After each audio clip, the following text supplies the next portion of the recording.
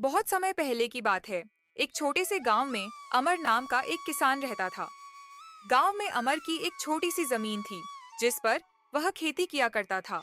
उसकी जिंदगी का एक ही सपना था कि वह अपनी जमीन पर अच्छी फसल लगाए और अच्छा मुनाफा कमाए, जिससे वह अपने परिवार के सारे सपने पूरे कर सके। अमर का परिवार बहुत छोटा था। उसके परिवार में उसकी माँ लक्ष्मी और पत्नी गीता और उनका एक छोटा बेटा था, जिसका नाम था मोहन। अमर बहुत मेहनती था। वह सूर्योदय से पहले उठता और खेतों में काम करने निकल जाता।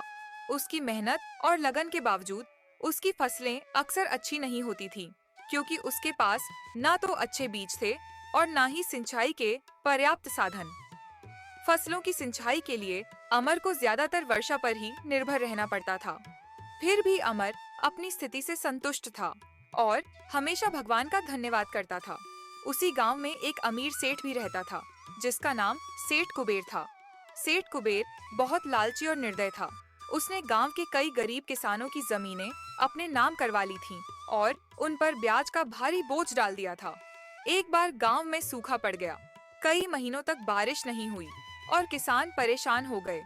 अमर की भी फसलें सूख गईं और उसके पास खाने को कुछ भी नहीं बचा। उसकी स्थिति दिन पर दिन खराब होती जा रही थी। भाई, इस साल तो बड़ी मुसीबत आ पड़ी है। हमारे सारे खेत सूख गए हैं। फसल का नामो निशान नहीं बचा। अब हम क्या करेंगे? हाँ अमर, मेरी भी सारी फसल बर्बाद हो गई। बच्चों के खाने के लिए अनाज तक नहीं बचा है।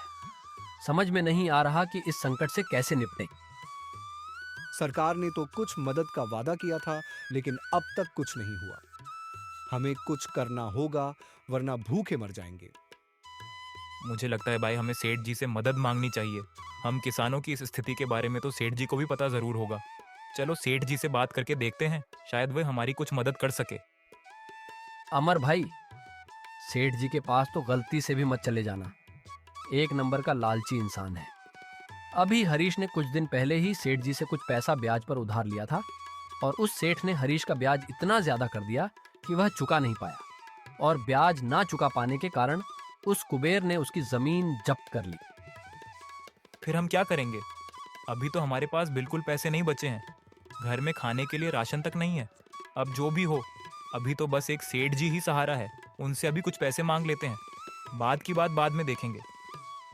देखो अमर, मेरा मकसद था तुम्हें सतर्क करना। अब तुम जो भी करो, आगे तुम्हारी इच्छा। मुझे लगता है हमें मिलकर गांव की पंचायत से बात करनी चाहिए। शायद वे कोई उपाय निकाल सकें।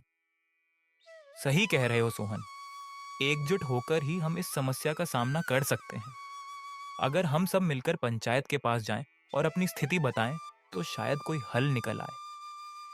ठीक है, तो फिर कल सुबह ही हम सब पंचायत के पास चलेंगे। और हमें सरकार की योजनाओं के बारे में भी पता करना चाहिए। हो सकता है हमें कोई राहत मिल जाए।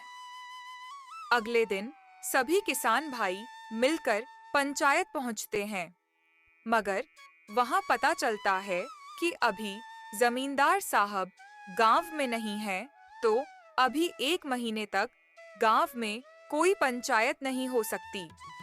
यह सुनकर सभी किसान निराश मन से अपने अपने घर आ जाते हैं।